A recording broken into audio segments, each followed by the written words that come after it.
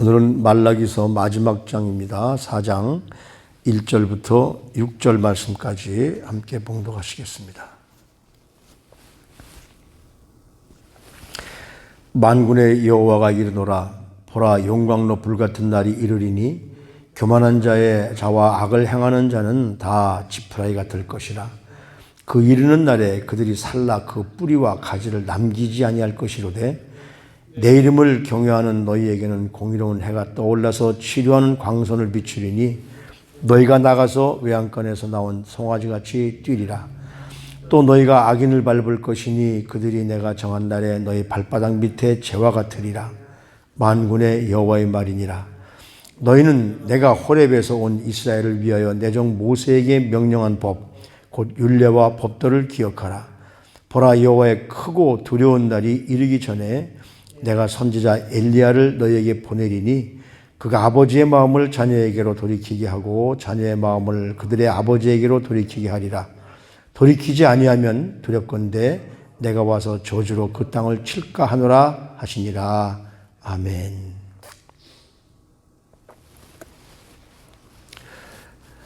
만일에 우리가 죽음 뒤에 심판이 없다면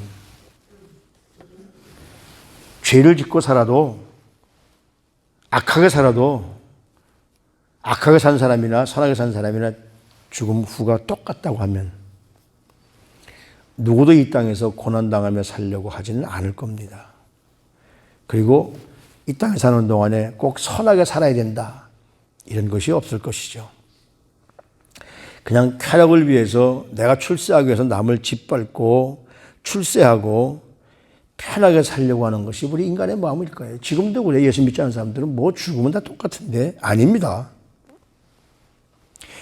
앞으로 이런 사람들이 어디에 갈 것이냐. 여기 용광로 불 같은 날, 우리 풀무라고도 얘기하죠.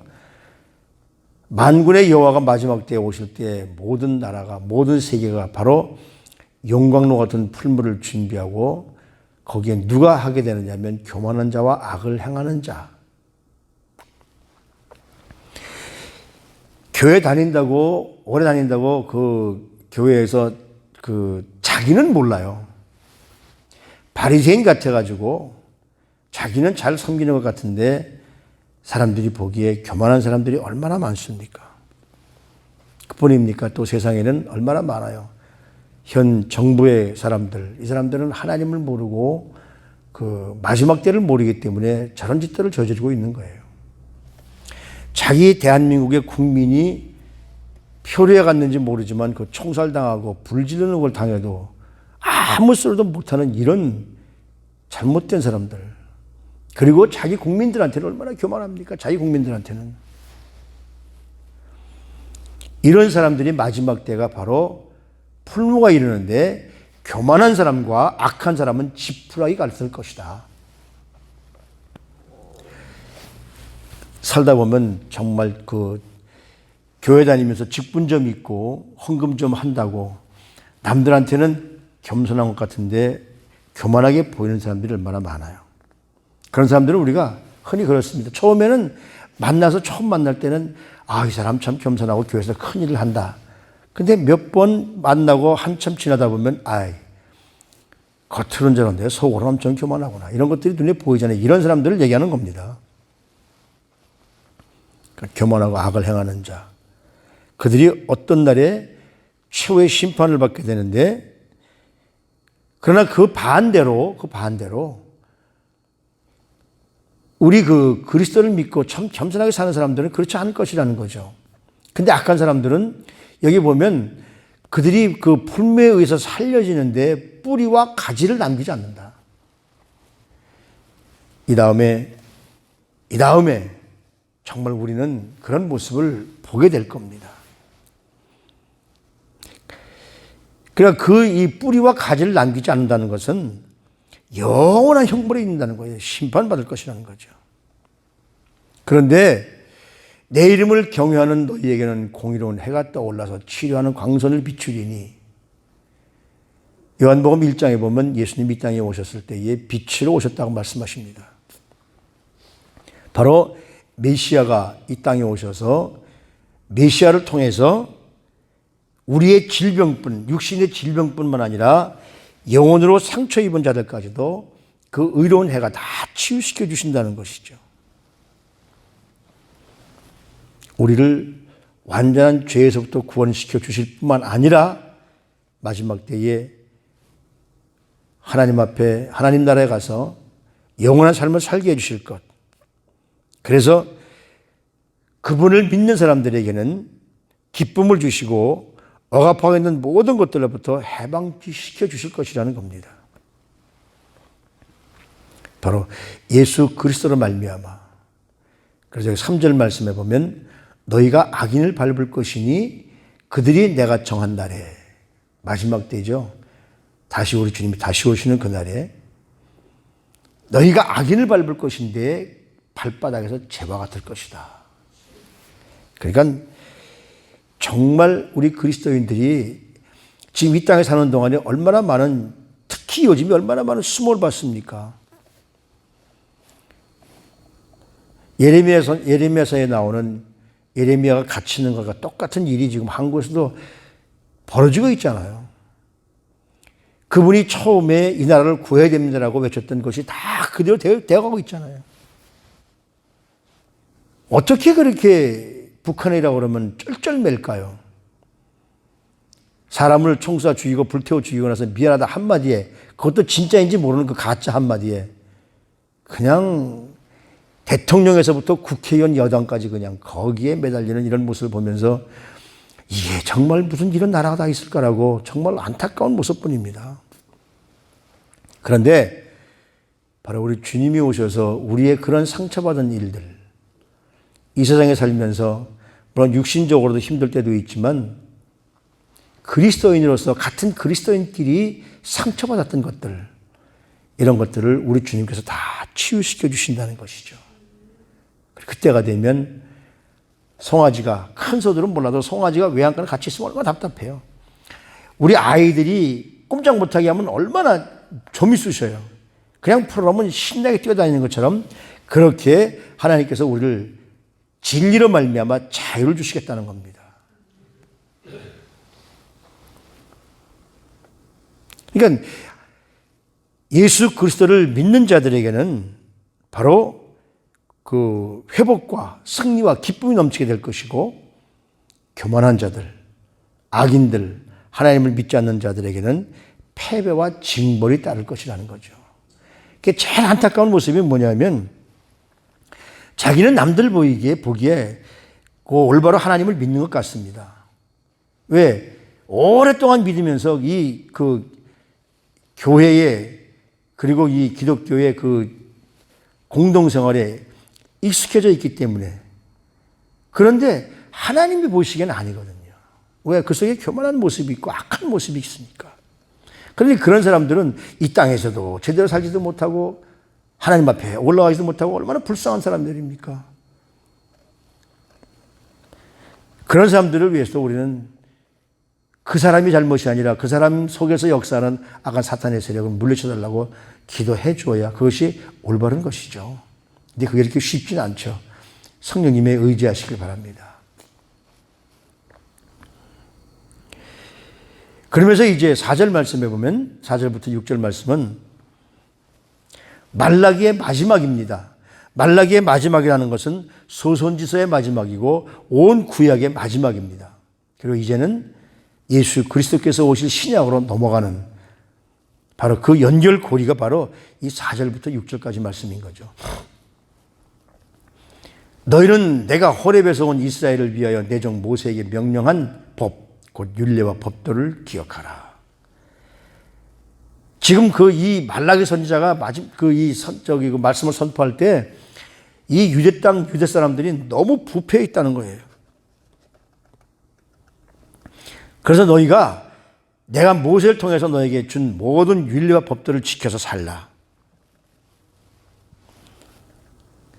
바로 이제 구약이 끝나고 이 땅에 메시아가 오시고, 그래서 메시아란 말미암아 새로운 신약 시대가 열리는 그 열리는 모습을 보면서 가장 중요한 것이 뭐냐면 하나님의 말씀대로입니다. 그러니까 우리가 은혜를 받았다고, 성령 받았다고, 방언한다고 아무리 순간적으로는 그 성령께서 오시니까 막 황홀경에 빠지고 그러죠. 시간이 지나면서 왜 점점 변절됩니까? 거기에 말씀이 없기 때문에 그래요. 그래서 여기서도 보면은 그 말씀이 중요하다는 겁니다. 모세에게 명령한 법. 이 사실은 이 성경 전체가 하나님의 법입니다. 법을 가지고 쭉 말씀을 나누는 거예요.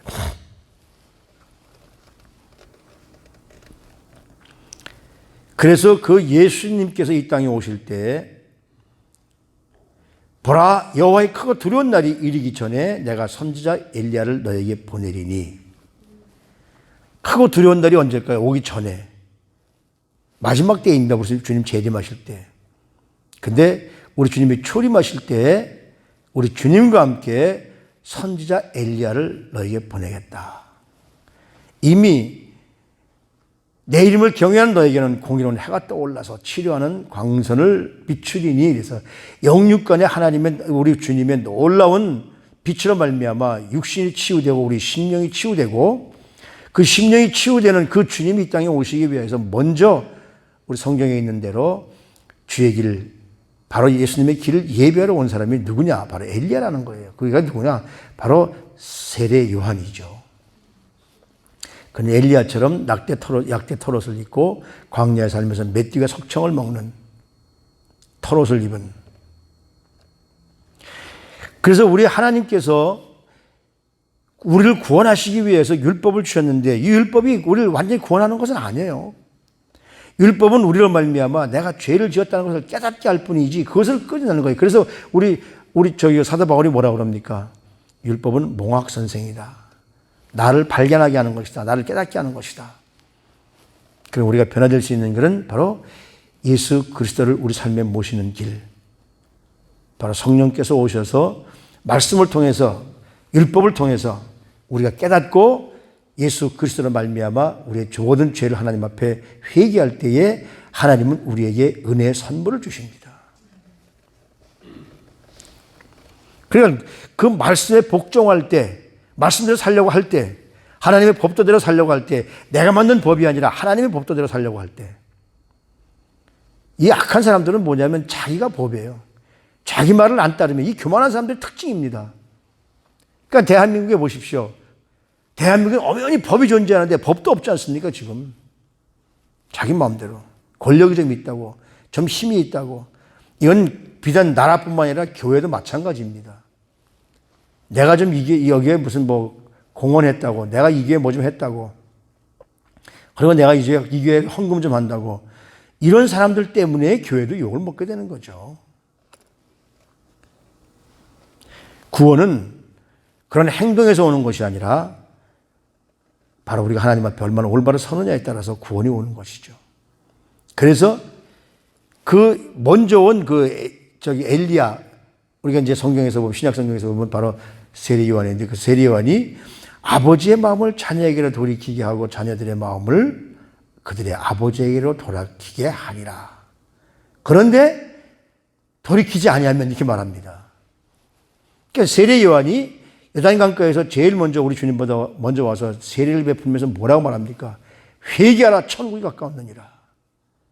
지금 도끼가 나무 뿌리에 놓여 있다.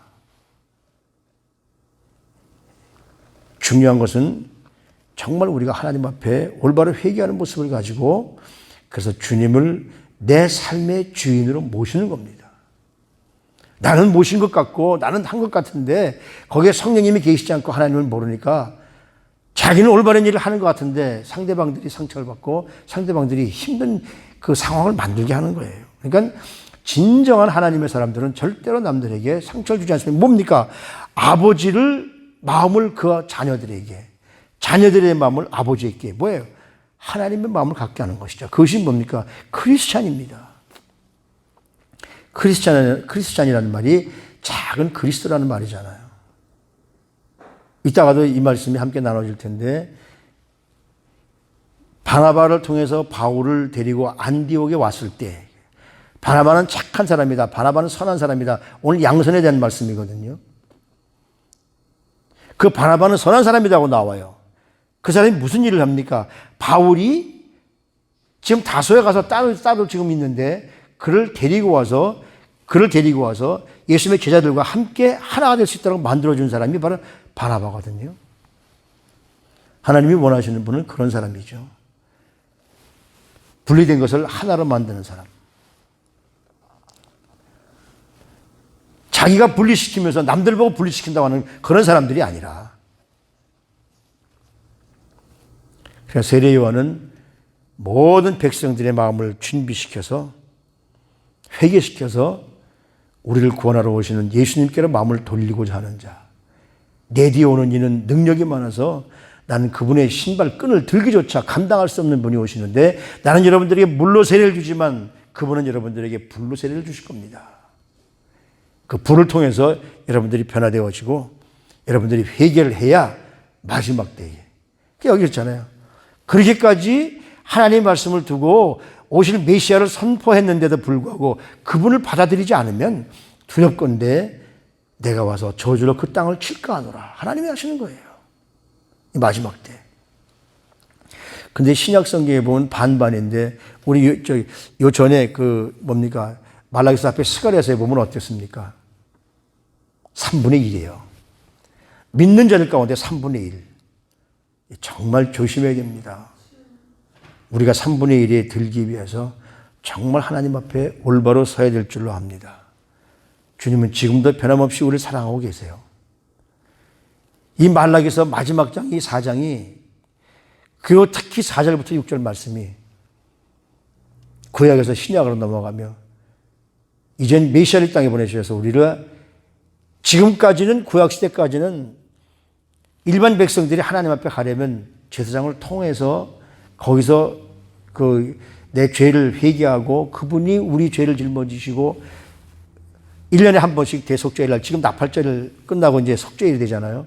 그때 가서 하나님 앞에 엎드려서 하나님 우리 모든 백성들의 죄를 용서해 주십시오라고 했었는데 우리 예수님께서 친히 대제사장 되셔서 우리의 모든 죄를 짊어지시고 우리가 달려서 우리가 죽어야 할 그 자리에서 우리 주님이 죽으셨기 때문에 그분이 성소와 지성소를 가리는 휘장이 되셔서 그걸 찢으시고 그래서 그분이 우리 삶에 개입하시고 그분 대신에 오신 성령님을 통해서 우리가 삶에 모셔드릴 때에 이제는 어떻습니까? 하나님과 우리와 성령님을 통해서 예수 그리스도의 이름으로 이제는 하나님과 함께가 되었거든요. 그냥 하나님의 마음을 우리에게 주시고 우리의 마음을 하나님께 돌릴 수 있는 이런 능력이 예수 그리스도를 통해서 그분이 우리 삶에 그분의 이름으로 우리가 기도할 때에 하나님은 우리 기도를 직접 들어주신다는 겁니다. 얼마나 아름답습니까? 그런데 캐톨릭에서는 그게 안 되잖아요. 지금도 신복에 가서 죄를 고해야. 왜 그렇습니까? 분명한 것은 이 구약시대와 신약시대를 가르시면서 우리 주님이 완전히 우리를 하나님과 우리 사이를 그냥 직접 연결하는 다리로 오셔서 우리를 위해 십자가 죽으셨기 때문에 이것이 하나님의 사랑인 것이죠.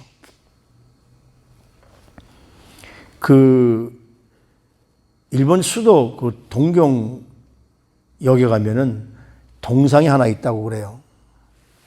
그 동상에 보면 남노한 군인이 군복을 입고 하늘을 쳐다보면서 두 손 높이 쳐들고 절규하는 모습의 그런 동상이 하나 있다고 그래요.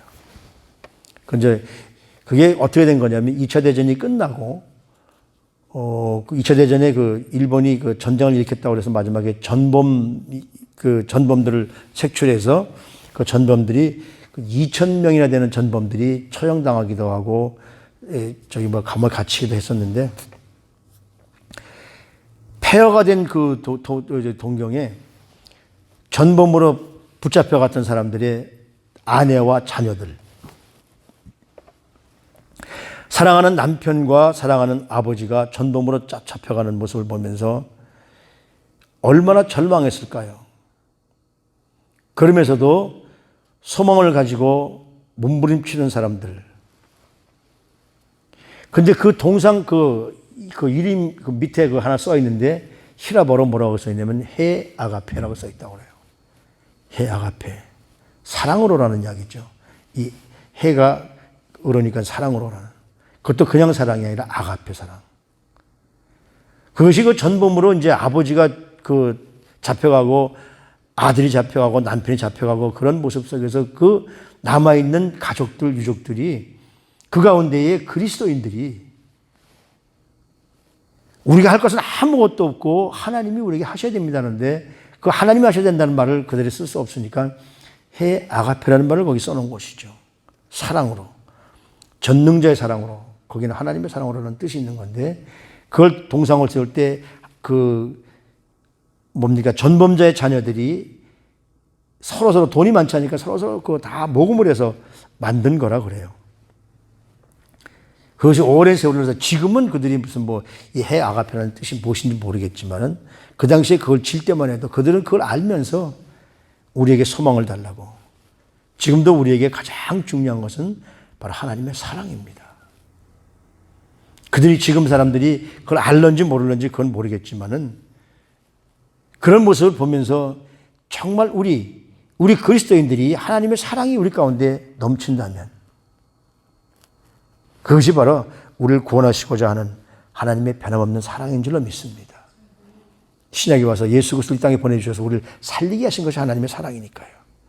그 사랑 안에 거할 수 있게 해주심에 감사하고 그 사랑을 깨닫게 해주심에 감사하고 그 사랑을 통해서 우리를 하나님의 자녀로 삼아주심에 감사하고 늘 감사하는 우리 성도님들 삶이 되시기를 주님의 이름으로 부탁을 드립니다. 하나님 변함없는 사랑으로 그 사랑을 알게 하시고 그 사랑 안에 거하게 하시고 그 사랑 안에 참 소망을 주심을 감사합니다. 날마다 주님의 인도에 따라서 살아갈 수 있도록 저희들 축복하시고 하나님을 경외하는 사람이 지금은 좀 손해보는 것 같고 지금은 좀 무시당하는 것 같고 지금은 좀 비웃음을 당하는 것 같지만 결국은 승리는 하나님의 사람들 것임을 다시 한번 깨닫습니다. 오늘도 하나님 우리 사랑하는 성도님들에게 하나님의 사랑을 주셔서 하나님의 사랑으로 말미암아 날마다 이기고 살아갈 수 있도록 하나님만을 바라보는 사람 바라보지 말고 세상 바라보지 말고 세상을 바라보기 때문에 사람을 바라보기 때문에 때로는 마음이 많이 아프지만 이제는 하나님만을 바라보고 믿음의 길을 걸어갈 수 있는 우리 성도님들이 될 수 있도록 우리를 축복해 주시옵소서. 존귀하신 우리 구주 예수 그리스도 이름으로 감사하며 기도드리옵나이다. 아멘.